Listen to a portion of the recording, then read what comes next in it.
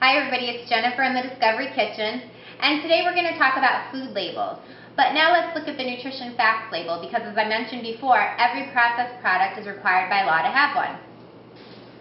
So the first thing that you want to look at on your nutrition facts label is really the serving size, which is at the very top. Serving size is important because it lets you know how much of a food all of this nutrition information pertains to. Second most important thing to look at is servings per container. So if I'm going to eat the entire container of something, I need to understand that, for example, on this label, the serving size is 1 cup, servings per container is 2. That means I'm going to have to double all of the information when I'm considering whether or not to eat this product in order to really get a full sense of what nutritionally it's offering. Next thing I might want to look at are the calories. Calories and weight go hand in hand. So if you're interested in weight loss, you're going to be interested in the calorie line. Now remember, I'm eating the whole thing here, which means I'm eating 2 servings. So my calories aren't 250. They now go up to 500 calories. If I'm looking at something like total fat, the big thing I want to notice here is the trans fat line. That really is the fat that can be most problematic for us. But if you did your work before and you made sure that you were only consuming whole ingredients in your processed product, you should be okay with trans fat, because trans fat only comes from partially hydrogenated oils. And hopefully if you saw partially hydrogenated in the ingredients, you put it right back. We can also look here at sodium. In general, you want sodium per meal to be roughly around 400 milligrams, 400 to 500 milligrams. The sodium here is 470, so you might think you're okay. But remember, if you're eating both servings in this container, your sodium is going to go up to 940 milligrams, which is way out of range.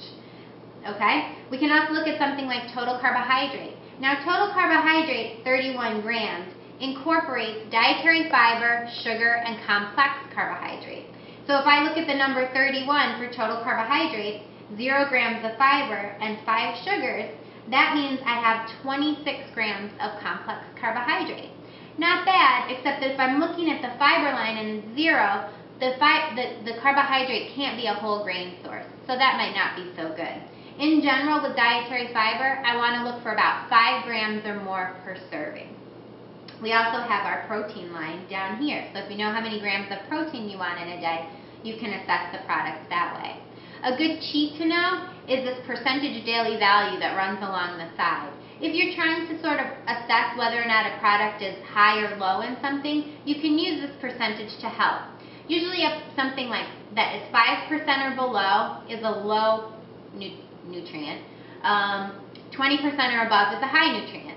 So if we look at something here like total fat and it's at 18%, we know that this product is fairly high in fat, getting close to that 20% mark.